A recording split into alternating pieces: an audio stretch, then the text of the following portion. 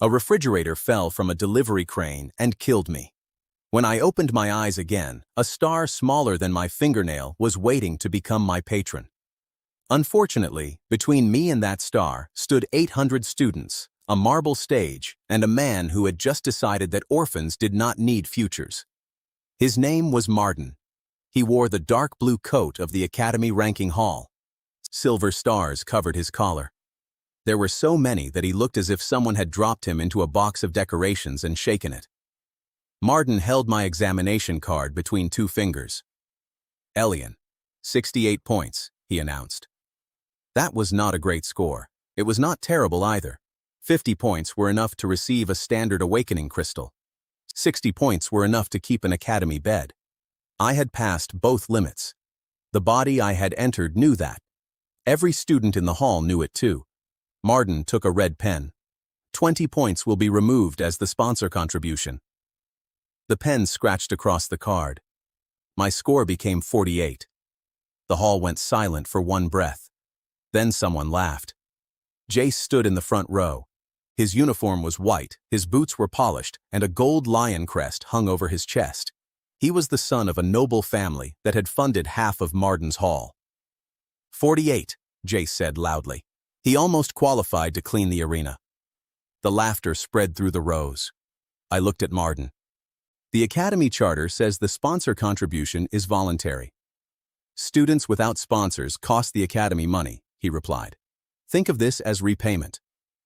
I have eaten Academy porridge for 7 years. If that porridge costs 20 points, someone should arrest the cook. A few students stopped laughing. One of them choked. Martin's mouth tightened. He lifted the clear crystal that had been prepared for me. Light moved inside it like liquid gold. Since you failed, this crystal will pass to the next qualified candidate. He handed it to Jace. That was the public injustice. It was simple enough for every witness to understand. I had passed. Martin had taken my points, my bed, and my crystal in less than a minute. The ranking board behind him changed. My name fell from the unawakened list to the bottom line. Elian, rank 1,204. Pending expulsion. There were only 1,204 students in the academy. The crowd laughed again. A girl beside the observation pillars raised her hand. Her name was Naya. I knew it from the memories of this body. She worked with the astronomy students and repaired measuring lenses for money. Examiner, she said. His original score is still recorded in the central crystal. Martin did not turn toward her. Observation assistants do not speak during awakenings. Then you should stop making mistakes where observation assistants can see them. That earned a larger reaction than my joke about the porridge. Martin's face changed color. Jace stepped onto the stage before the argument could continue. I will take the extra crystal, he said. My family paid for it anyway. He placed one hand on his own awakening stone and the other on mine. The ceiling darkened. A golden constellation appeared above him. It formed the shape of a lion. The beast was almost 3 meters long, its mane spread across the hall, bright enough to paint every face in gold. The measuring pillars rang. Rank 2 patron, Martin announced. Golden lion. Combat potential, high. Starting academy rank, 642. Applause filled the chamber. Jace turned to me. His lion opened its mouth behind him. Do not worry, Elian. When I reach the capital, I will tell them that my second crystal once belonged to you. Please do, I said. It will help them identify stolen property. The laughter changed direction for half a second. Jace's smile vanished. Martin ordered 2 guards to remove me. That was when the cracked crystal rolled from beneath the table. It was dull gray. One side had split open. Someone had written dead on its storage tag. Naya saw it at the same time I did. The charter promises every candidate an awakening attempt, she said. It does not promise an undamaged crystal. Martin looked at the broken object. Then he looked at the watching students. He smiled. Very well. Let no one say I denied the orphan his chance. He kicked the cracked crystal toward me. The crowd moved closer. Hundreds of students raised recording stones. They expected a final joke. I picked up the crystal. It was cold. The instant my fingers touched it, the hall vanished from my sight. I stood beneath a black sky. There were no moons. There were no constellations. Only one tiny point of light floated in front of me. It was 4 centimeters wide. It was pale, quiet, and so small that I could cover it with my thumb. A voice spoke inside my head. It did not show me a window. It did not give me a list to read. It gave me one clear rule. Every officially witnessed victory would double the diameter of my patron star. I waited for more. The voice continued.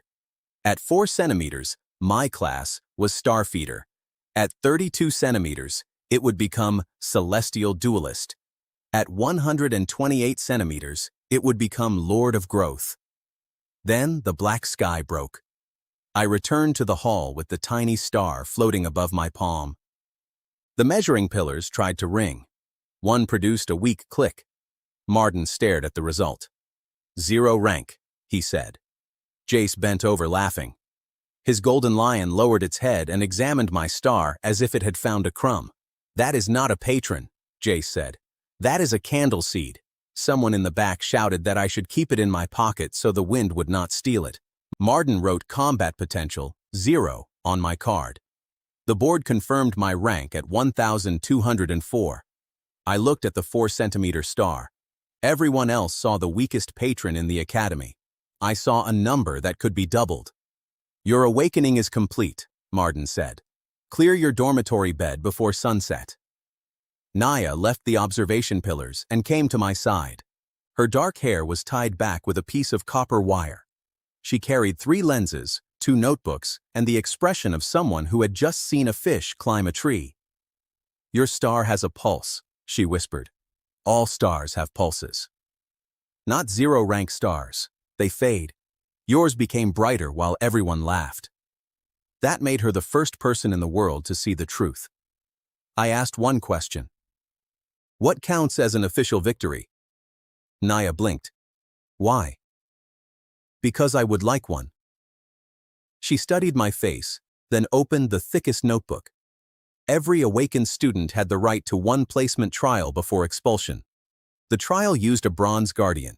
Victory required forcing it outside the ring or striking its red seal. The result was recorded by the arena crystal. 2 staff witnesses were required. Marden had expected me to leave without asking. We asked in front of the entire hall.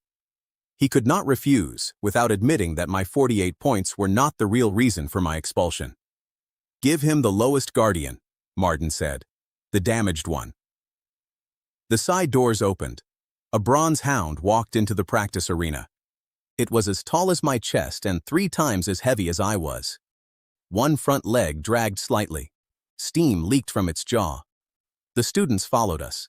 They packed the stone seats. Jace took the center position with his golden lion above him. Marden selected 2 assistants as witnesses. Naya stood beside the recording crystal. The trial begins when the bell rings, Marden said. The candidate may use any patron ability. My patron had no ability. The 4-centimeter star floated over my shoulder and provided about as much help as a polite firefly. Jace called down from the seats. I will pay 10 silver to anyone who can count how many bones he breaks.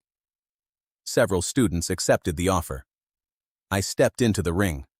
The memories of this body told me that bronze guardians followed 6 attack patterns. The damaged front leg told me which pattern this one would choose. It could not turn left after a full charge.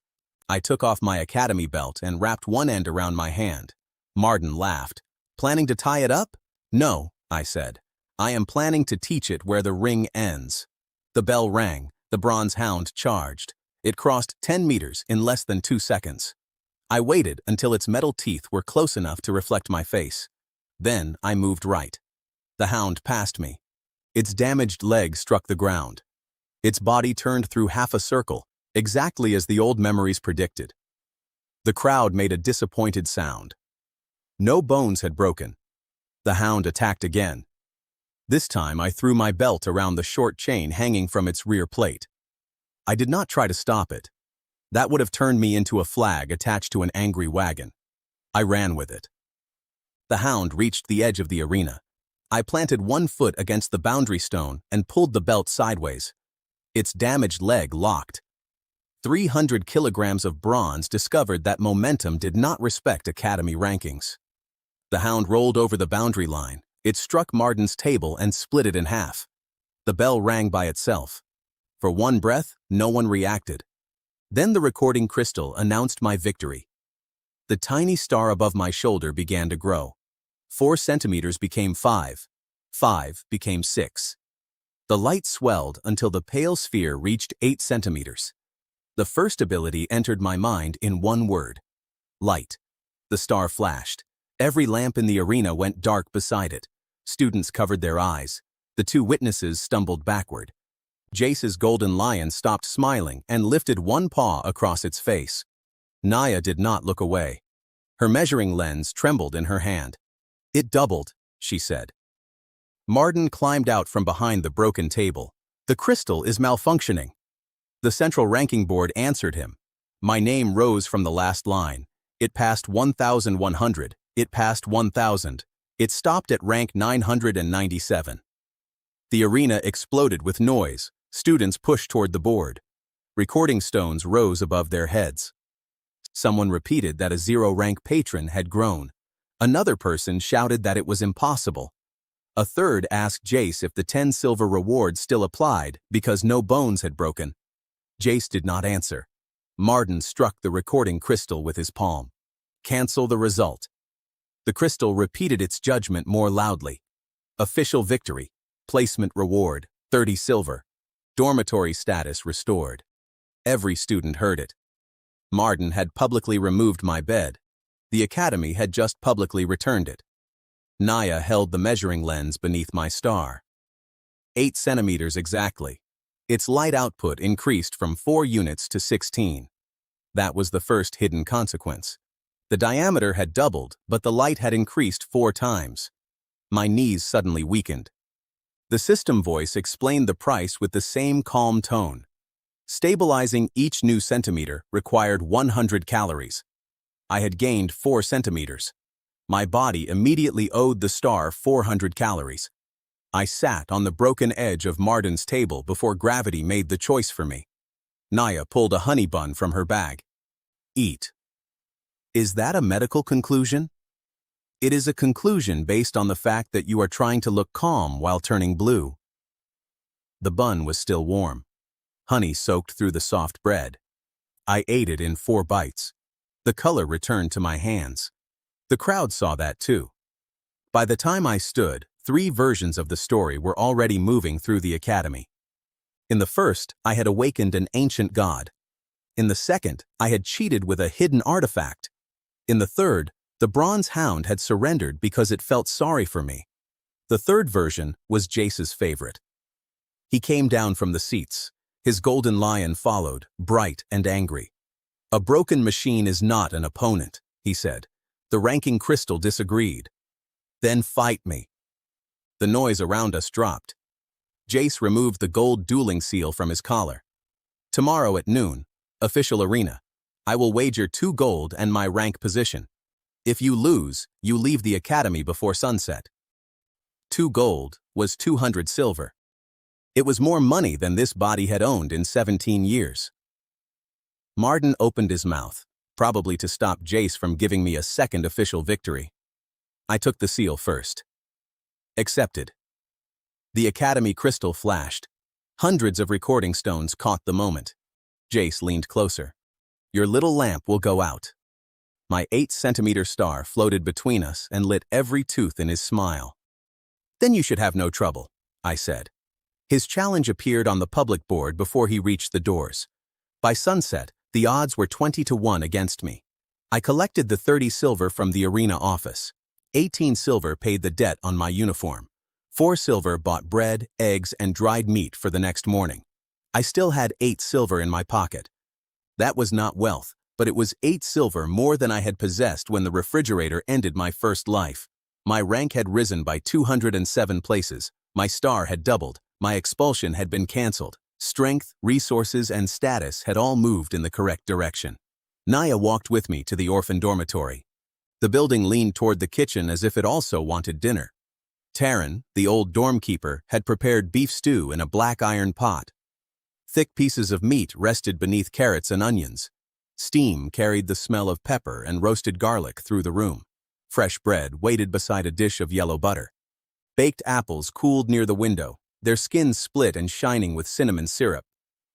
Taryn looked at my star, then at the empty bowls I had already placed on the table. "How many portions?" he asked. "The star wants 400 calories." I did not ask the star. "Then 6 portions." Naya laughed for the first time that day. We ate beside the warm stove. The stew was rich enough to make academy porridge feel like a personal insult. Butter melted into the bread. The apples were soft and sweet. With every bowl, the cold pressure in my chest faded. Naya placed her notebook between us after dinner. She had drawn 2 circles. One measured 4 centimeters, the other measured 8. "If it doubles again tomorrow, it will reach 16, she said. "That is how doubling works." I am trying to be dramatic. "You need a larger notebook." She looked at me over the page. "Everyone else thought you were finished before you touched that crystal." "So did Marden." "You did not." I broke the last piece of bread in half and gave one part to her. "I have already been killed by falling kitchen equipment," I said. "A glowing lion is lower on my list of concerns." Outside, the academy bells announced the closing of the gates. My challenge with Jace appeared on every public board. His rank was 642. Mine was 997. His patron filled a room. Mine could fit in a soup bowl. The system voice spoke once more. One official victory remained between me and a 16-centimeter star.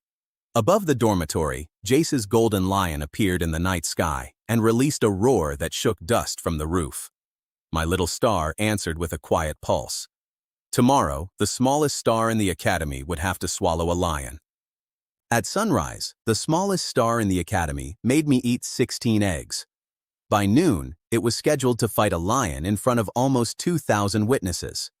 The eggs were not part of a sacred ritual. I was simply hungry.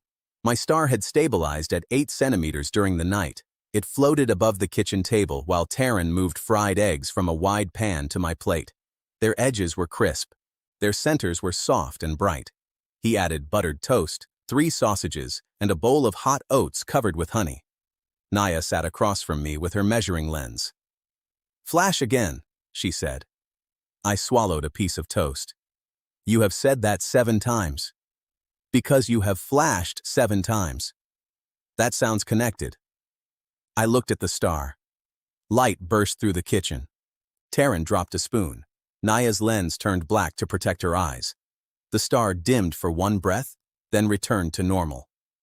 8 pulses, Naya said. Exactly 1 pulse for every centimeter. After the 8th, the ability stops until the star rests in sunlight. The star had given me power, but not endless power. Each flash lasted half a second. It produced 16 times the light of the original 4-centimeter sphere. It had no heat and no force. Against a sword, it was a bright suggestion. I had 8 suggestions. Naya slid a small copper mirror across the table. The light reflects normally. That means you can change its direction without spending another pulse. Is a mirror allowed in an official duel? Personal jewelry is allowed. Taryn looked at the plain copper disc. That is the saddest piece of jewelry I have ever seen. Naya tied it to a cord and placed it around my neck. Now it is expensive sadness. The simple joke helped, but her fingers shook while she closed the cord. Jace's golden lion is a rank 2 patron, she said. It increases his strength by 40%. Its claws can reach 6 meters. 1 direct hit will end the duel. Then I will not take a direct hit. That is your entire plan? No, the rest of the plan includes lunch. I finished the eggs. Outside, the academy had turned my possible death into a festival. Students crowded the road to the central arena. Vendors sold lion-shaped bread and tiny sugar stars. The lion bread cost 3 copper. The sugar stars cost 1 copper because no one respected them. I bought all 12 sugar stars from one tray. The vendor stared at me. Why? Investment. By the time I reached the arena, students were reselling them for 5 copper each. My reputation had acquired a market before I had acquired a second victory. The public board showed the odds. 26 students had bet on me. 1,411 had bet on Jace. My name still held rank 997. His held rank 642. Marden stood in the judge's tower. The table he used was new and much heavier than the one the bronze hound had broken. He saw me looking at it. "Academy property is not part of the arena today," he said. "That removes one of my strongest opponents." The front rows laughed. Marden struck the bell before they could laugh again. Jace entered through the eastern gate. His white uniform had been replaced with golden combat armor. The golden lion walked above him. Its paws left burning marks in the air. The crowd stood and shouted his name. Jace's face was calm, but the hand holding his sword was too tight. I remembered what Naya had learned from the finance records that morning. Jace's family silver mine had flooded during winter. Their academy contract would end unless a family member entered the top 500 before the capital inspection. He was not fighting only for pride. He had decided that his problem gave him the right to steal my crystal. That part was still his choice. Marden read the terms aloud. The winner receives 2 gold from the losing side and assumes the higher available rank. If Elian loses, his academy status ends at sunset. Both patrons may be used without restriction. The duel ends at surrender, unconsciousness, or boundary loss. He looked directly at me when he said boundary loss. The crowd reacted. Everyone remembered the bronze hound rolling through his table. Jace drew his sword. "You were lucky yesterday." "That is possible. You admit it. Luck is useful. You should try getting some." Marden rang the bell. The golden lion attacked before the sound ended. Its paw crossed 6 meters and tore 3 trenches through the stone. I had already moved. Wind from the strike hit my back and pushed me forward. Jace followed with his sword. He was faster than the bronze hound. His patron strengthened every step. The blade cut through my sleeve and drew a thin line of blood from my upper arm. The crowd roared. Marden leaned forward with both hands on his new table. I released the first pulse of light.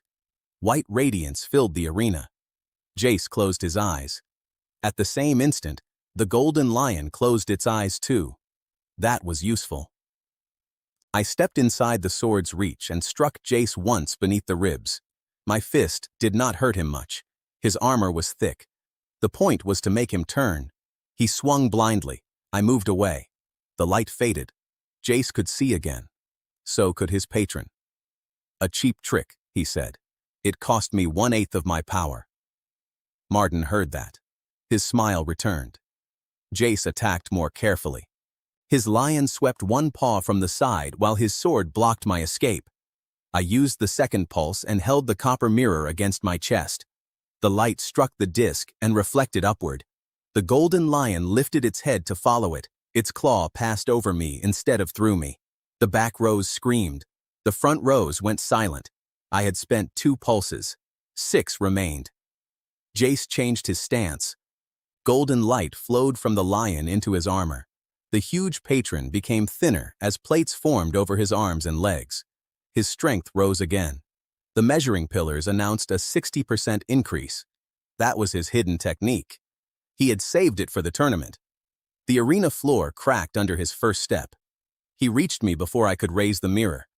His shoulder struck my chest. I flew 4 meters and hit the ground. Pain spread through my ribs. The 8-centimeter star shook above me. The crowd counted aloud. 1, 2. I stood before 3. Jace's supporters stopped counting. He came again. I flashed the third pulse directly into his eyes. He kept moving with his eyes closed. The lion armor guided him. The trick no longer worked. His fist hit my left shoulder. Something cracked. I rolled across the stone and stopped less than 1 meter from the boundary. Marden stood up. "End it!" he shouted. Jace charged. I used the 4th and 5th pulses together. One burst struck his face. The second struck the copper mirror, then the polished buckle on his own golden belt. Light entered his armor from below. The golden lion separated from his body in surprise. The strength increase vanished for half a second. That half second was enough for me to move. I stepped away from the boundary. Jace passed me and stopped himself with one boot on the white line. The crowd saw how close he had come. 3 pulses remained. My left arm hung uselessly. My breathing hurt. Jace still had most of his strength. He knew I could not win a direct exchange. He also knew exactly how many flashes remained. 3, he said. You can count. When they are gone, you are finished. Then come take them. He did. I spent the 6th pulse while running toward the northern wall. Jace covered his eyes with one arm. The golden lion followed through our shared shadows and struck behind me. Stone exploded. Dust covered the arena. I spent the 7th pulse inside the dust. My shadow appeared across the northern wall, 10 times larger than my body. The lion attacked it. Its claws hit empty stone. The crowd gasped. Jace turned toward my real position. 1 pulse remained. I stood near the western boundary. My left shoulder was broken. Blood ran down my sleeve. Jace had only a cut on his lip. He smiled for the first time since the duel began. 1 cheap trick left. He raised his sword. The golden lion gathered behind him for a full charge. Every student rose from the seats.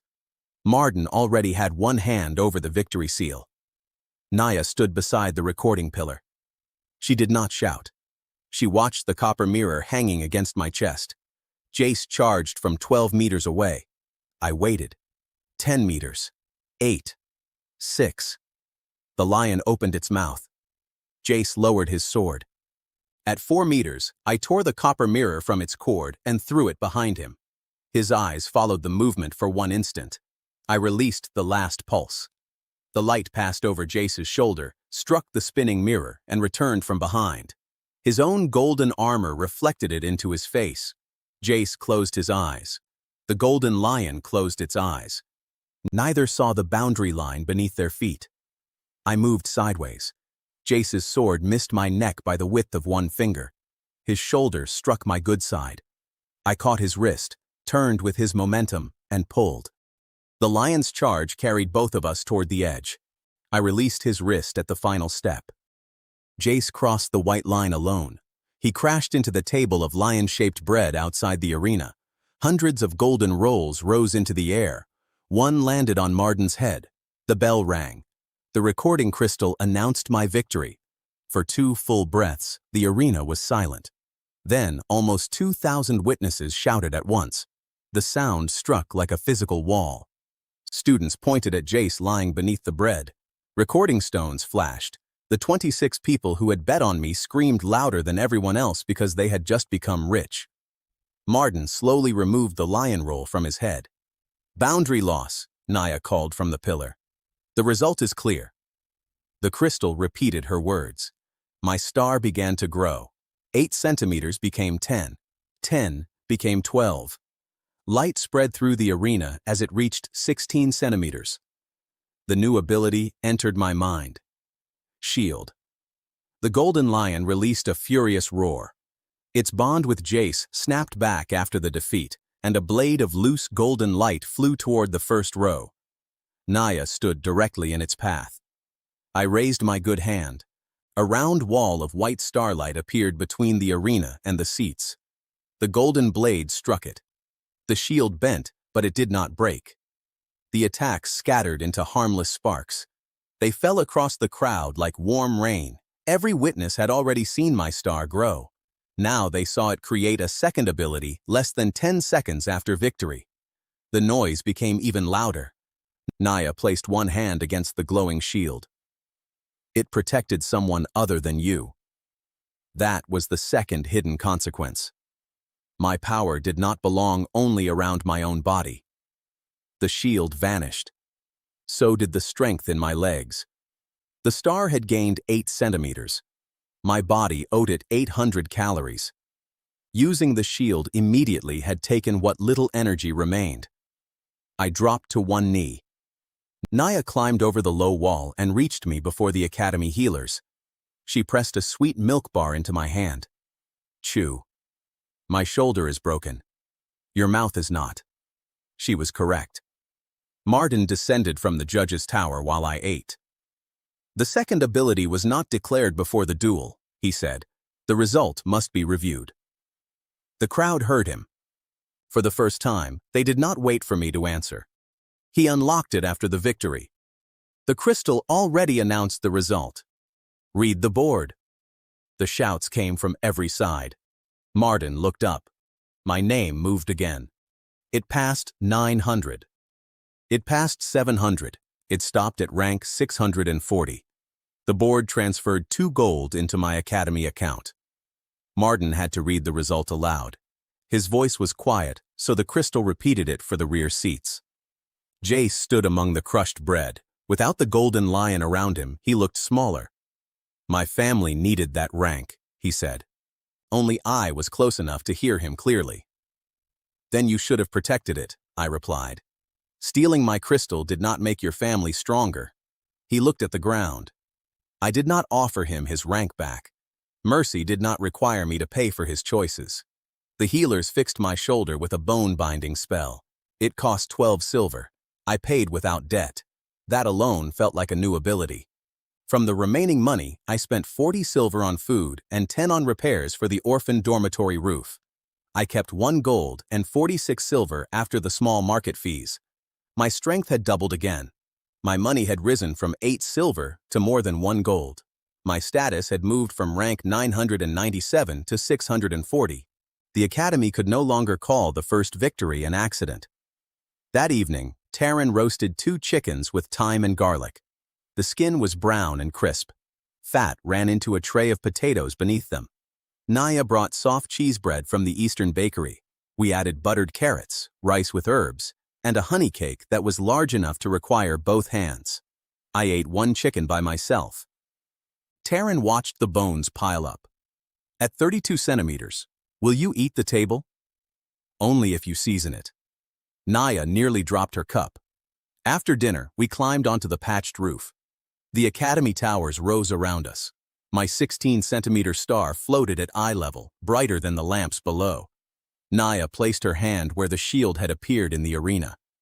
You protected me before you knew what the ability did. There was no time to test it on furniture. That is not what I meant. I looked at her. The night wind moved a strand of dark hair across her cheek. I know, I said. For a moment, neither of us spoke. Then every public board in the academy turned red. Martin's voice came from the tower speakers. Due to an abnormal ranking change, Elian will undergo a correction match tomorrow at noon.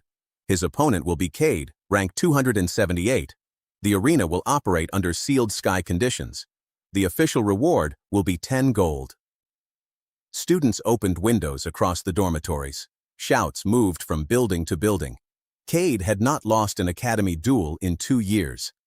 Above the central arena, 12 weather mages began building black clouds beneath the closed roof. Martin had removed the sun, selected his strongest student, and offered 10 gold to make the trap official. My 16-centimeter star pulsed once beside me.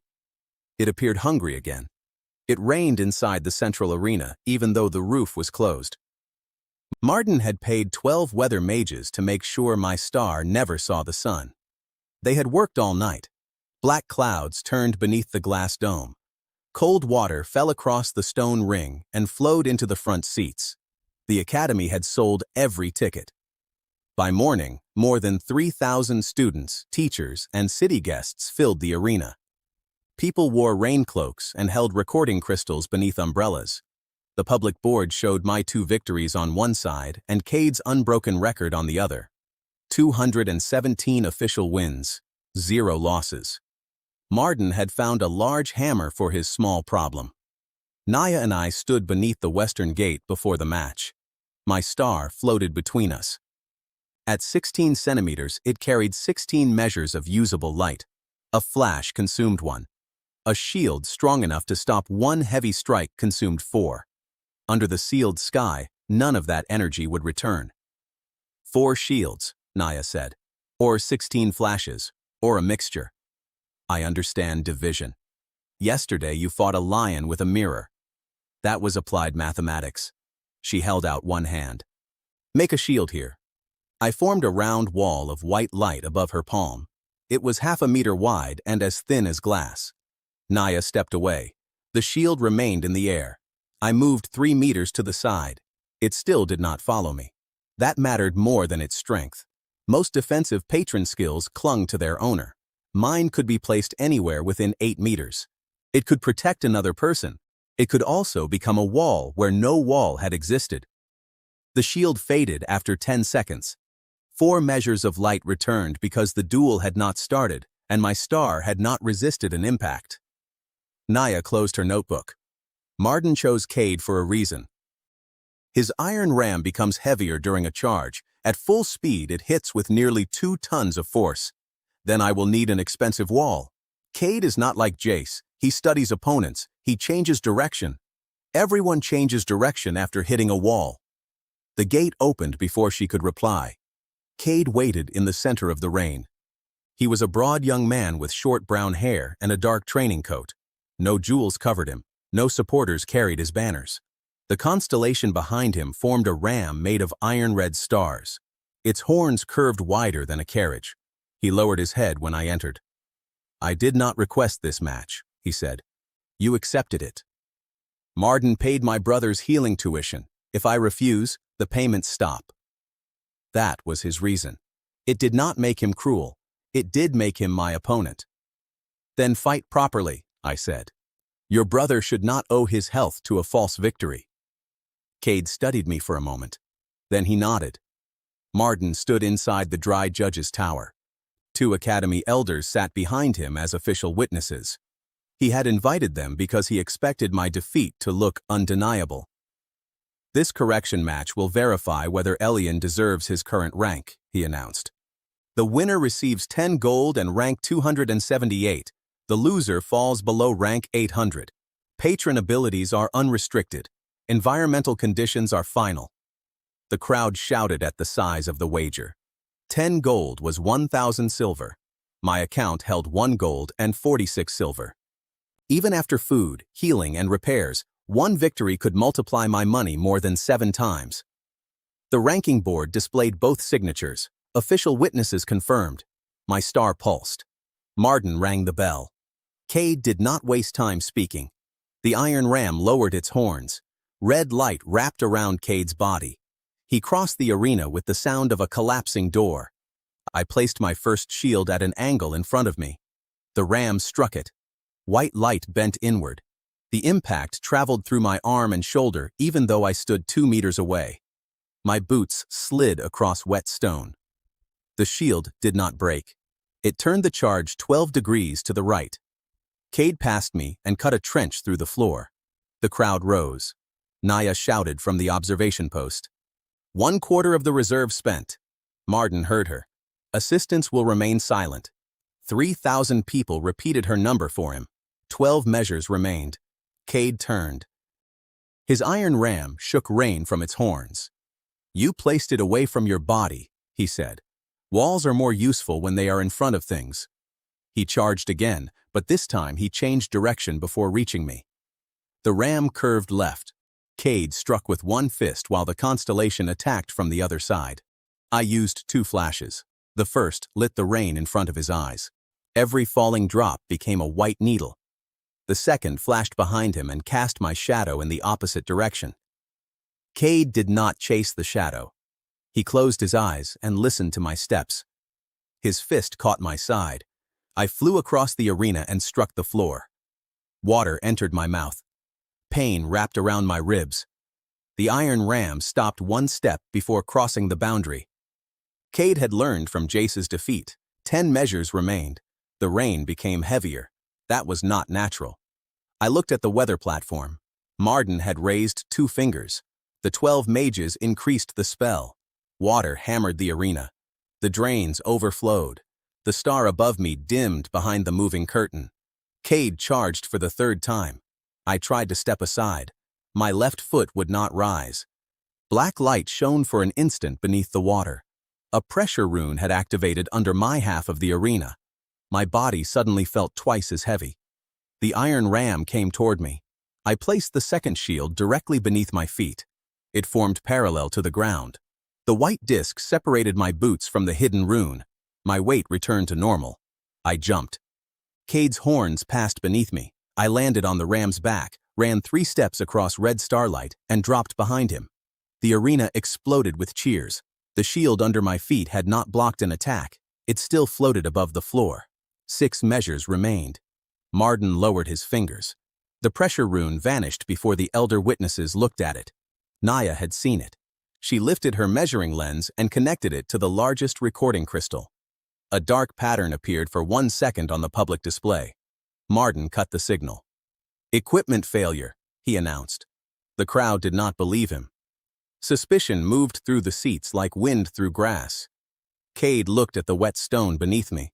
He had seen the black light too. "I was told the conditions were equal," he said. Marden leaned over the tower rail. "Finish your match." Cade's jaw tightened. He lowered his stance again. The iron ram grew brighter. Its weight climbed past 2 tons. Cracks spread beneath its front hooves. This would be the final charge. Cade could not maintain that force twice. I had 6 measures of light. 1 shield and 2 flashes. The second shield still floated horizontally near the western side. It had become a platform above the pressure rune. I placed my 3rd shield at the center of the arena. I angled it upward. 2 measures remained. Cade saw the wall. He adjusted his path to pass around it. I released 1 flash to his left. He ignored it. I released the last flash into the rain behind the angled shield.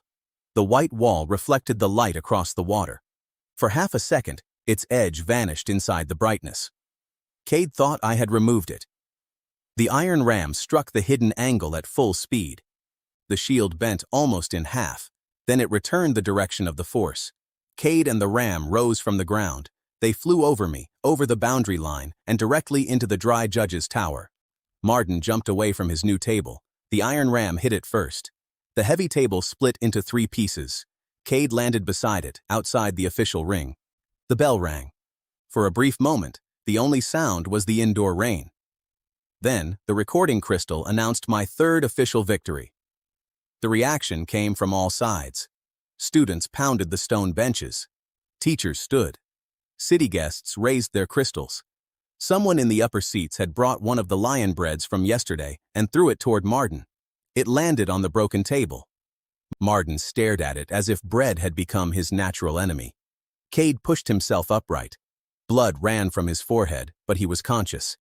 He looked at me across the boundary and lifted 1 fist in respect. I returned the gesture. My patron began to grow. 16 centimeters became 20. 20 became 24. The pale sphere reached 32 centimeters and stopped. Its brightness filled the closed arena. Every black cloud above us turned white from below. The system voice named my new class, Celestial Duelist. Then it gave me the 3rd ability, Ray. I understood its cost at once. The ray would consume all 32 measures of stored light in 1 attack. It was not a weapon I could throw around like pebbles. I had 1 shot before the star needed hours of sunlight. The growth demanded 1,600 calories from my body. Cold spread through my chest. My hands began to shake. Naya shouted from the observation platform. "The runes are still under the floor." Marden pointed toward the gates. "The match is complete. Clear the arena." The elder witnesses began to stand. I looked down at the water. Black light appeared beneath my feet again. Marden was trying to erase the pressure runes while the rain hid them. I raised 1 hand toward the floor. The 32-centimeter star contracted. A line of white fire crossed the arena. It did not explode. It cut. The ray traveled through the shallow water and burned the dark coating from every hidden rune. Black symbols appeared across my entire half of the ring. There were 40 of them. None existed on Cade's side. The public display magnified the pattern. 3,000 witnesses saw it. The Academy Charter Crystal spoke before Marden could reach his controls. Unauthorized pressure field. Unequal competition conditions. Ranking hall violation confirmed. Marden's silver judge seal detached from his coat. It flew across the arena and locked itself inside the evidence pillar. The crowd became quiet enough to hear his breathing. One of the elder witnesses stood. "Marden, you are suspended pending a capital review," He looked at the students. He looked at the recording crystals. There was no private room where he could change the story. The proof shone beneath his own feet. I protected the academy ranking system, he said. Naya restored her connection to the public display. His words appeared on every board. The crowd answered with one sound: laughter. Marden had removed 20 points from me in front of 800 witnesses. 3 days later, the academy removed his authority in front of more than 3,000. The central board transferred the reward. 10 gold entered my account. My rank rose from 640 to 278. My name changed from a gray band to a silver one. That gave me access to the upper library, the training gardens, and a private room in the Western Tower. Strength, money, and status moved together again. Then my body remembered the 1,600 calories it was owed. I fell backward. Cade crossed the ruined judge's tower and caught one arm. Naya caught the other. "Food," I said. Cade stared at me. "You just exposed the head of the ranking hall. That did not contain calories." For the first time, he laughed. The story reached the city before we left the arena. By mid-afternoon, copies of the duel played in every tea shop. The moment the Iron Ram broke Marden's second table became especially popular. Marden left through a side gate beneath guard. No one struck him. No one needed to. Every person he passed knew why he had lost his seal. The academy healers charged me 20 silver for my ribs. I paid it immediately. I bought 2 sunlight crystals for 1 gold each. Each could restore 32 measures to my star when no real sun was available. I spent another gold on food for the dormitory and kept 8 gold, 1 gold from before, and 26 silver after the smaller fees. For the first time in this body's life, money stopped being the first danger in every decision. My new room in the Western Tower had a clean bed, a wide window, and a fireplace that did not smoke indoors. Taryn inspected the furniture as if he suspected it of criminal behavior. Naya filled the table with dinner. There were bowls of noodles in dark beef broth. Thin slices of meat rested beneath green onions and fried garlic. Steam carried the smell of pepper and ginger. A plate of dumplings sat beside pickled vegetables. Taryn added 3 soft eggs to my bowl and placed a loaf of cheese bread near my good hand. I drank the broth first. Heat returned to my chest. The noodles were smooth and salty. The dumplings broke open with rich meat and onion inside. By the second bowl, my fingers had stopped shaking. By the fourth, the star's light became steady. Naya sat on the edge of the new bed and opened her notebook. The page now showed 4 circles. 4 centimeters. 8. 16. 32. Your original star would fit inside this one 64 times by volume, she said. That sounds less friendly than doubling. The light increase is larger too. Aristocratic patrons are bright because their size was fixed before birth. Yours is building a new core each time. Can it keep growing? She looked toward the sphere floating beside the window. That is the question everyone will ask tomorrow. Someone knocked on the door. It was not a servant. It was not a teacher. An academy guard handed me a black envelope sealed with a silver sun. At the same moment, carriage wheels stopped in the courtyard below. Naya opened the window. A black capital carriage stood beneath the tower. 6 armored officials surrounded it. Behind the carriage rolled a metal cage large enough to hold a horse. A tall man stepped into the rain. His name was Varus. The silver sun on his coat marked him as an inspector of the solar tribunal. He looked up at my 32-centimeter star. Then he ordered the guards to open the cage. His voice carried through every tower. By capital authority, the growing patron will be confiscated tomorrow unless its owner survives an official verification duel against me. The public boards turned black. My name appeared beside the words Celestial Anomaly. The academy had run out of local enemies. The capital had sent one in a cage. The capital inspector brought a cage large enough for a horse to imprison a star smaller than a soup bowl. By breakfast, the cage had 6 guards, a registration number, and its own feeding schedule. The schedule said Celestial Anomaly, no food required. My stomach disagreed with the final part. I ate beef pies while reading the confiscation order. The crusts were hot and flaky. Thick gravy ran over pieces of meat and mushroom inside. Naya had added a bowl of fried potatoes and 2 cups of sweet milk because my body was still stabilizing the 32-centimeter star. Varys waited in the courtyard below. He had placed the metal cage on the main dueling road where every student could see it. A silver plate on the door already carried my name. That was confident. It was also useful. The entire academy now understood what would happen if I lost. Naya spread 3 copper instruments across the table. Between them floated a practice constellation made from 6 points of blue light. "We know the ray cuts," she said. "We do not know what it chooses to cut." The arena floor seemed offended by it. The coating burned, the stone did not. She placed a strip of cloth, a copper wire, and a thread of starlight across the same wooden frame. I held one palm toward it. My star contained 32 measures of light. The ray required all 32. We had 1 test and 2 sunlight crystals. Each crystal had cost 1 gold and could refill the entire reserve once. I fired. The white line crossed the room faster than sound. The cloth did not move. The copper remained cold. The thread of starlight split in the middle, and the 6-point practice constellation vanished. Naya stared at the untouched frame. "It attacks celestial energy first." That was the 4th hidden consequence of my growth. My strongest attack could pass through ordinary matter to strike the bond between a person and a patron. It was not a normal beam. It was a weapon designed for constellations. The star went dark. I broke the first sunlight crystal against my palm. Warm radiance entered the sphere. Its reserve returned to 32. 1 crystal remained. 2 gold of resources had become 1 test and 1 chance. Naya wrapped the last crystal in leather and fastened it inside my coat.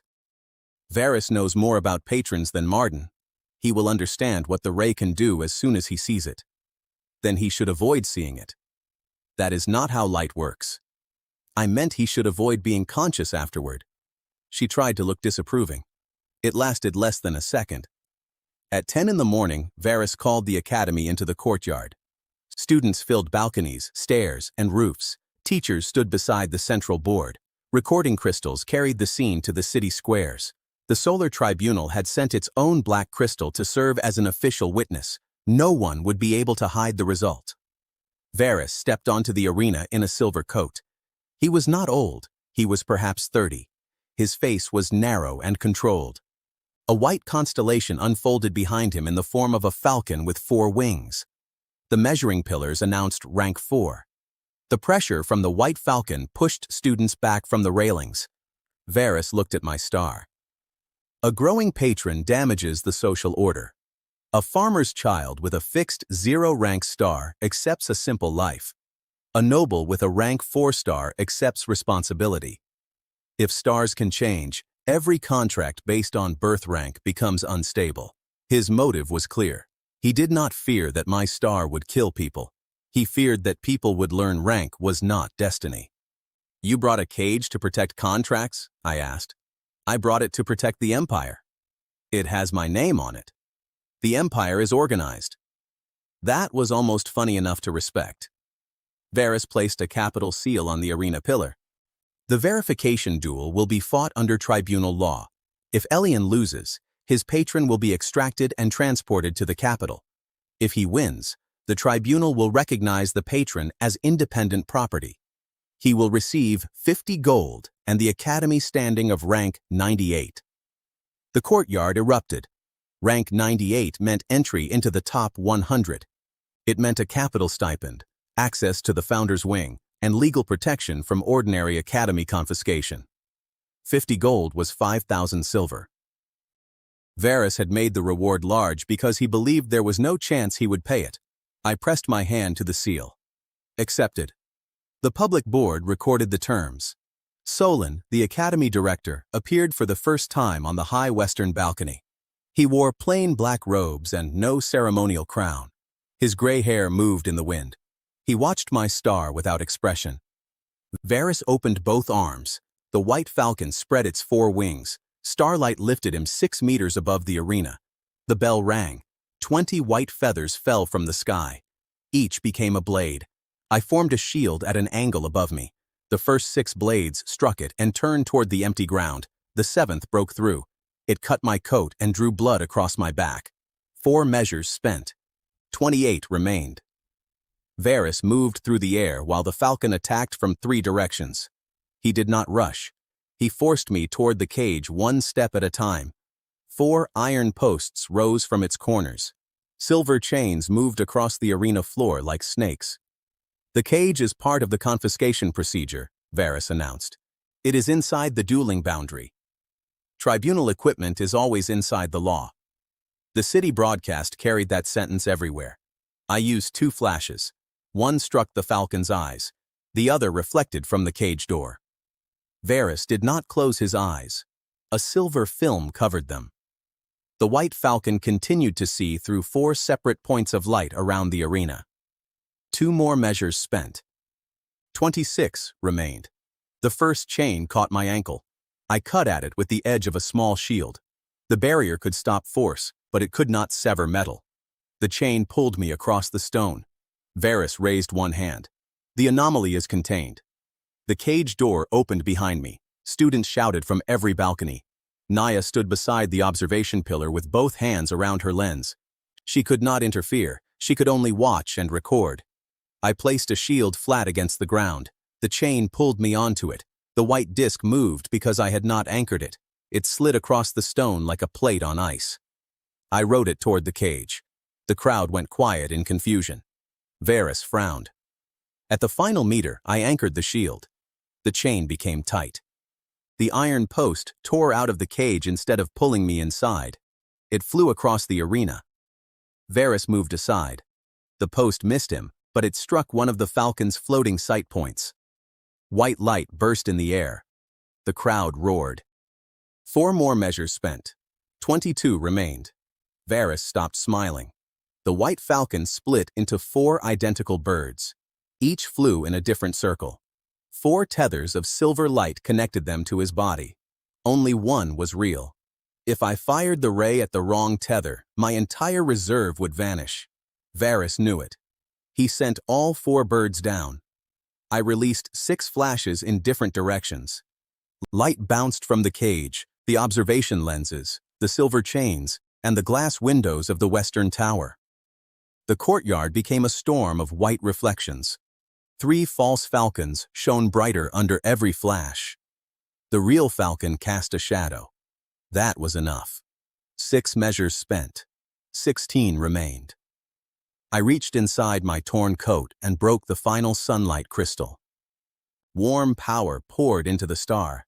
Its reserve returned to 32. Varus saw the crystal dust. "No more recovery tools," he said. "I only needed one." He drove both hands downward. The 4 falcons struck together. I ran toward the cage. One set of claws cut my shoulder. Another passed through my false shadow. The real falcon followed me, its dark shape moving across the stones beneath my feet. The remaining 3 cage posts rose around me. Chains crossed above my head. Varus descended behind the birds, ready to close the seal himself. I turned inside the open cage.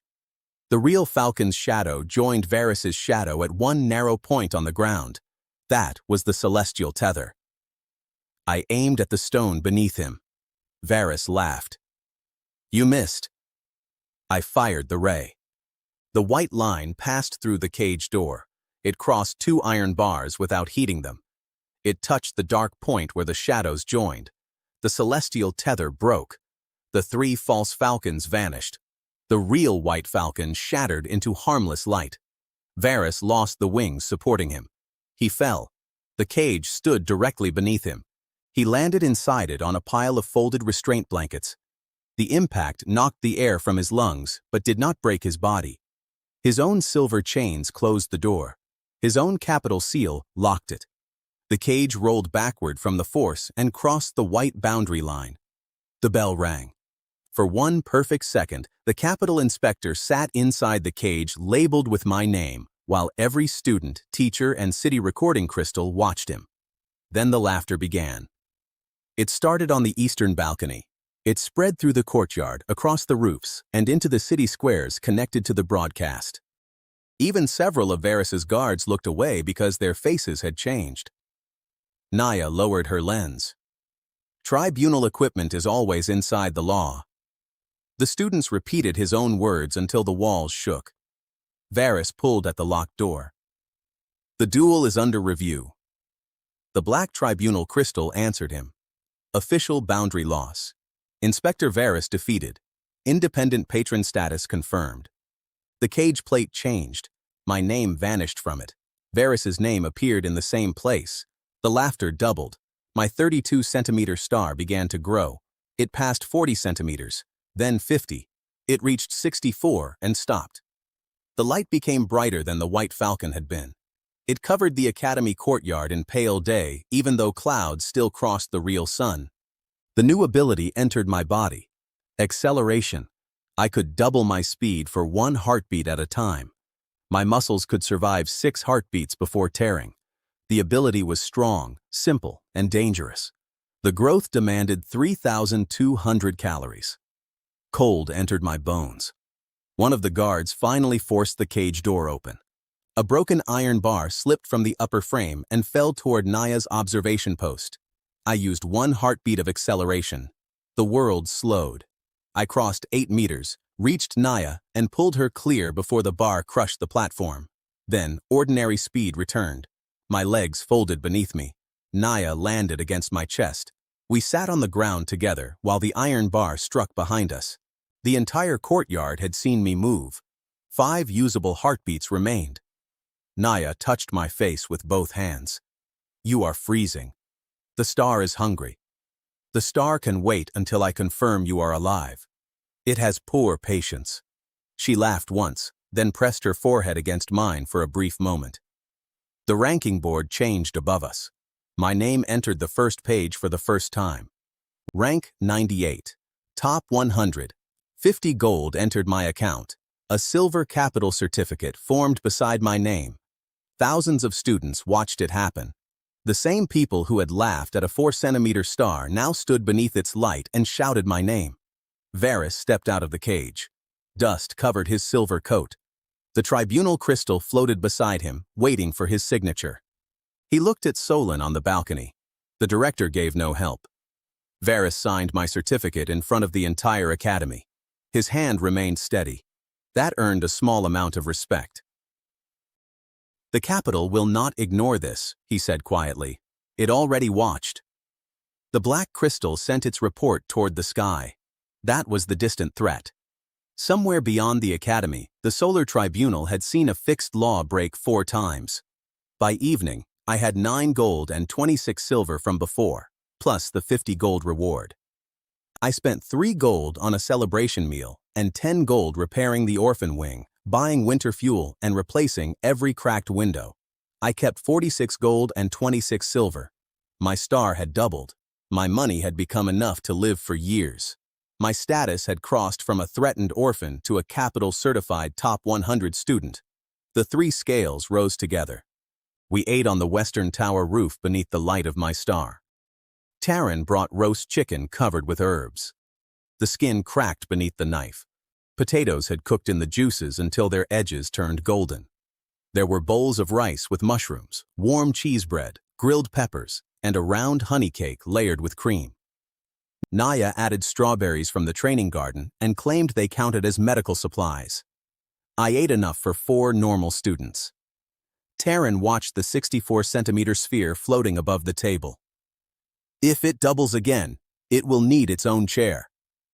It can have Varys's cage. Naya laughed so hard she had to put down her cup. The academy below us was different now. Students pointed upward without laughing. Some bowed to the star. Others copied the recording of my ray frame by frame. The sugar stars from yesterday now sold for 12 copper each. Naya opened her notebook to a clean page. Before she could draw the next circle, the rooftop door opened. Director Solon stepped outside. No guards followed him. He placed an old stone tablet on the table between the chicken and the honey cake. 8 circles had been carved into its surface. The first measured 4 centimeters. Each following circle doubled. The final carving was more than 10 meters wide and had been reduced to fit the stone. Beneath it were two words: Second Son. Solon looked at my star. 4 victories have brought you to 64 centimeters. 1 more will awaken restoration. 3 victories after that will bring this form into the world. You know my growth path. The academy was built over the ruins left by the first second son. The warmth of dinner disappeared. Solon touched the tablet. An image rose from it. A city stood beneath 2 suns. One was in the sky. The other hung above a human hand. Then the image ended in white fire. I watched that record when I became director, he said. I will not allow it to happen again. Every public board below us went dark. My registered matches vanished. My challenge access closed. A red seal crossed my name. Solon's order appeared across the academy. No student, teacher, guardian, or official may participate in a ranked contest against Elian. The gates locked one after another. Solon met my eyes across the table. If you win again, I will treat you as an enemy of the academy. My 64-centimeter star pulsed above the stone record. For the first time, an entire institution was afraid of my next victory. At dawn, every dueling seal in the academy rejected my name. At breakfast, Solon sent 3 guards to make sure I did not win an argument by accident. The guards waited outside while I ate a tower of pancakes covered with butter and berry sauce. My 64-centimeter star floated over the table and required almost as much room as breakfast. Naya examined my capital certificate. Solon had blocked every normal contest, but he could not cancel the independent status Varus had certified. A black capital lens already watched us from the northern sky. Tiny words on the certificate described one exception. A top 100 student could ring the founder's bell once each year and challenge the academy guardian. The founder's crystal served as judge and opponent seal, so no director could refuse. Victory granted rank 31, 200 gold, and 1 treasury request. Defeat allowed the guardian to seal my patron. Solon had blocked every fighter. He had forgotten about a bell. The guard's order said I could not leave the western tower. It said nothing about Naya. The founder's bell stood 9 meters from my window in the next tower. I placed a shield across the gap. Naya stepped onto it with my certificate. "Stay inside," a guard shouted when he heard the window. "I am inside," I answered. "My assistant is taking a walk." Naya reached the opposite ledge and pressed the certificate to the bell's seal. The rope released. She pulled it. The sound rolled through the academy. Locked doors opened. Black public boards turned white. The founder's voice spoke from the stones. Emergency challenge accepted. Challenger, Elian. Opponent, Academy Guardian. Contest begins at noon. Students flooded the courtyards. The guards opened my door and stared at the glowing certificate. Solon ordered them to bring me to the founder's arena. Carefully, he added. By noon, the founder's arena held more witnesses than all my earlier matches together. 5,000 people filled the stone circles, and thousands more watched through city crystals. Varus guarded the tribunal recorder. Cade and Jace sat among the witnesses. Vendors outside sold toy versions of Marden's broken tables for 2 silver. The founder's arena was different from a normal ring. A bronze bell stood at the northern end. The challenger began 50 meters away at the southern gate. Between them waited a stone figure almost 12 meters tall. The academy guardian carried a sword in one hand and a round tower shield in the other. Constellations moved beneath its stone skin. It had protected the academy for 400 years. If I rang the bell, I won. If I remained unable to stand for 10 breaths, the guardian won. Solon entered the control circle beneath the bell. His own patron appeared for the first time. 7 white stars formed a crown above his head. Their light joined the guardian's chest. The measuring pillars rang until cracks appeared in one of them. Rank 6. The crowd became quiet. Solon could have allowed the guardian to act alone. Instead, he linked his mind and patron to it. He intended to stop me personally. "Withdraw," he called. "Keep your star, money, and status. I will give you 3 days to leave safely." "Until the tribunal catches me outside the gate?" Your generosity is moving. Solon did not smile. The second sun destroyed a city. Then let me reach restoration and learn why. I cannot risk 5,000 lives for your curiosity. His motive was not pride. He believed every word. That made him more dangerous than Jace, Marden, and Varys together. The Founder's Crystal announced the reward. 200 gold.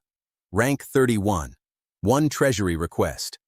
Victory would raise my account from 46 gold and 26 silver to 246 gold and 26 silver before fees. It would move me 67 positions upward and double my star to 128 centimeters. I stepped through the southern gate. Naya stood behind the witness line. She had wrapped my knees and ankles in support cloth for acceleration. My body could survive 6 enhanced heartbeats. A 7th would tear the muscles in both legs. 6, she reminded me. I only need to reach 1 bell. That is not comforting. It was meant to be efficient. She took my hand for one brief moment. Come back. I have not finished the honey cake. The bell marking the start rang by itself. The Academy Guardian moved. Its stone sword crossed 50 meters in one sweep. I formed 2 shields in the air and angled them together. The sword struck the first. White light cracked. The force moved into the second and turned upward. The blade passed over my head. 8 measures of light vanished. 56 remained. I ran. The Guardian's tower shield hit the ground. A wall of stone rose across the arena. It was 6 meters high and thick enough to stop a carriage. I used the first heartbeat of acceleration. The world slowed. I reached the wall, placed a shield beneath 1 foot, and jumped from it. Acceleration ended as I crossed the top. 5 heartbeats remained. The crowd shouted when I landed on the other side. Solon raised 1 hand. The Guardian turned faster than something that size should move. Its stone fist struck the ground behind me. The impact threw me forward. I rolled, stood, and found the tower shield coming down like a roof. I used 2 light pulses against its polished inner surface. The entire shield became a mirror. White radiance entered the lines connecting Solon to the Guardian. He closed his eyes for half a breath. The giant stopped. I gained 7 meters. 54 measures remained. The Guardian's sword split into 7 floating blades. 1 broke my shield and another cut my leg. I used the second heartbeat of acceleration to step through the closing gaps. The blades collided behind me. 4 heartbeats and 50 measures of light remained. The bell was 30 meters away, and the crowd counted the distance aloud. Solon changed the arena. Lines of white power spread from his control circle. The ground rose into a maze. Stone walls cut off every direct path to the bell. The Guardian stood above them and drove its sword down through the passages. I placed 1 shield on a wall, another above it, and a third in open air. They formed steps. 12 measures vanished. I climbed the first 2 at normal speed. The Guardian reached for the third. I used the third heartbeat of acceleration. My foot touched the final shield. I crossed the Guardian's fingers and landed on its stone arm. 3 heartbeats remained. 38 measures of light remained. I ran toward its shoulder. The Guardian turned its head. White fire gathered in its mouth. Solon had not used that ability in a student challenge before. Teachers in the front row stood in alarm. "Director," Varys called. "That output exceeds the arena limit." "The challenger carries a celestial anomaly," Solon answered. "The emergency clause applies." White fire erupted. I jumped from the Guardian's shoulder. The flame followed me through the air. I formed a shield behind my back. The fire struck it and drove me forward instead of burning through me. 4 measures vanished. I flew over the maze and landed 12 meters from the bell. The shield broke. Heat burned through my coat. I hit the ground hard enough to lose my breath. 34 measures remained. The crowd counted. 1, 2. I pushed myself onto 1 knee. The Guardian stepped over the maze. Solon stood between me and the bell. His 7-star crown became a wall of white light around the control circle. "Stop," he said. I stood. "You have 3 acceleration heartbeats left," he continued. "Your ray requires 32 measures. You have spent too much on shields and light. You cannot use both." He had counted correctly. I had 34 measures. One ray would leave 2. Acceleration did not consume the reserve, but my injured leg could survive only 3 more heartbeats. The Guardian needed less than 1 heartbeat to reach me. "Surrender," Solon said. "This is finished." Behind the witness line, Naya looked at my star. Then she looked at the Guardian's shadow. She did not need to say anything. I had beaten Varus by cutting the tether between a man and a falcon. The Guardian had a tether too. 7 lines ran from Solon's crown into its chest. 6 were bright. 1 cast a shadow across the stone. I raised my hand. Solon understood. The Guardian brought its sword down. I fired the ray into the shadow. 32 measures disappeared. The celestial tether split. Solon's crown went dark. The Guardian froze with its sword 2 meters above me. I used the 4th heartbeat of acceleration. 10 meters vanished beneath my feet. Solon moved in front of the bronze bell. He no longer had the Guardian's power, but he was still an experienced rank 6 fighter. He reached for my wrist. I used the 5th heartbeat. I did not attack him. I placed my final 2 measures of light beneath his boots and created a shield no wider than a dinner plate. The small barrier lifted his feet 10 centimeters from the ground. Solon lost balance for 1 instant. That instant was enough. I passed him and pulled the red rope. The Founder's bell rang. Its sound crossed the arena, the academy, and the entire city. The Guardian's sword stopped above the ground. The maze sank. The 7 stone blades fell harmlessly into the sand. 5,000 witnesses rose together. The public boards announced my 5th official victory.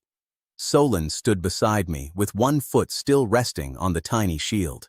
Every recording crystal caught the image. The director had brought a 12-meter Guardian and a rank 6 patron.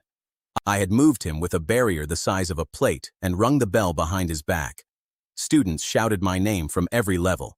City bells answered the Founder's bell. The top 100 board expanded above the arena as my name climbed from 98 to 31. 200 gold entered my account. The treasury granted me 1 Founder's key. Then my star began to grow. 64 centimeters became 80. 80 became 96. The sphere passed 1 meter and continued until its diameter reached 128 centimeters. Its light covered every patron in the arena. Jace's golden lion became a pale outline. Cade's iron ram lowered its head. Even Solon's 7-star crown disappeared against the new radiance. The system voice named my 3rd class, Lord of Growth. Then it gave me the 5th ability, Restoration. The new growth demanded 6,400 calories. 5 acceleration heartbeats had left my legs shaking, so I held the bell rope to stand. Then a crack crossed the Guardian's chest. The severed tether had damaged its core. It fell to 1 knee, and the Academy's protective dome flickered. Panic replaced celebration. Solon looked at the failing Guardian, then at me. "This is what I warned you about." The dome split along 1 white line. Wind entered the arena, and students rushed toward the exits. The system voice explained restoration. It did not repair only flesh. It restored anything built from celestial energy, including damaged patrons, broken bonds, and exhausted constellation cores. That was the 5th hidden consequence. The power everyone feared as a second sun could heal the sky. I placed 1 hand against the Guardian's fallen head. "What are you doing?" Solon asked. "Learning why the first one was erased from your record." Restoration moved through me. The star released a soft wave. Broken stone returned to the Guardian's shoulder, and its tether rebuilt itself directly to the Academy Foundation. The crack in the protective dome closed. The wave crossed the seats. Damage vanished from student patrons, Cade's iron ram, and Jace's golden lion. 5,000 witnesses saw it. The restored Academy Guardian opened its eyes. It did not attack me. It lowered its sword and bowed. Solon looked from the kneeling giant to the old tablet in his hand. The image carved there had shown a city burning beneath the second sun. It had never shown what happened before the fire. The Founder's crystal spoke. Restoration Authority confirmed. Guardian condition improved from 61% to 100%. Academy barrier output increased by 40%. The announcement appeared on every public board. Solon had called my next victory a threat to 5,000 lives. My new power had made all 5,000 safer. No joke could humiliate him more clearly than the numbers. He lowered his head once. "I was wrong about restoration," he said. The recording crystals carried his admission across the city. He did not say he was wrong about the second sun. Neither did I. The first record was incomplete. Someone, most likely the Solar Tribunal, wanted every director to fear the final form without understanding it. My knees finally failed. Naya crossed the witness line and caught me before I hit the stone. This time she already held 2 honey bars. "Chew," she ordered. The director admitted he was wrong. "That contains no calories." I ate both. By sunset, the Academy had removed 6 gold for repairs. I still held 240 gold and 26 silver. My rank was 31. My patron measured 128 centimeters. My class was Lord of Growth. The founder's key gave me a small apartment beside the observatory and access to the sealed archive. Strength, resources, and status had risen for the 5th day in a row. The new apartment contained a round table, a deep fireplace, and a kitchen built for Academy feasts. Terran decided that 6,400 calories required professional attention. He roasted a whole leg of beef with salt, pepper, and garlic. The outside was dark and crisp. The center stayed soft and pink. Bowls of mashed potatoes held lakes of butter. There were glazed carrots, mushroom gravy, fresh bread, cheese, chicken soup, berry tarts, and a honey cake larger than the toy version of Marden's table. Naya sat beside me while I ate. She drew the 5th circle in her notebook. It covered 2 pages. "Your star is brighter than every noble patron in the Academy," she said. "It also eats more than every noble in the Academy. 3 more victories, 256, 512, 1,024 centimeters. She closed the notebook. Second sun. Outside the window, students filled the courtyard. They were not laughing. They held tiny sugar stars above their heads and waited for the public boards to show my next match. No match appeared. Instead, the sky turned black. The capital observation lens opened like a giant eye above the Academy. A voice from the Solar Tribunal crossed the barrier. "The variable patron has reached prohibited restoration authority. Director Solon will surrender Elian and all research connected to his star before dawn." Red lights appeared beyond the northern mountains. There were 3 of them. Each carried the signature of a capital-ranked patron. Each moved toward the Academy. The system voice spoke inside my mind. Current diameter, 128 centimeters. Victories required for second sun, 3. Naya looked at the approaching lights. "Do arrests count as official duels?" I took the final slice of honey cake. "Only if the tribunal is organized." Above us, 3 capital challenge seals ignited at the same time. The whole empire had just volunteered to feed my star.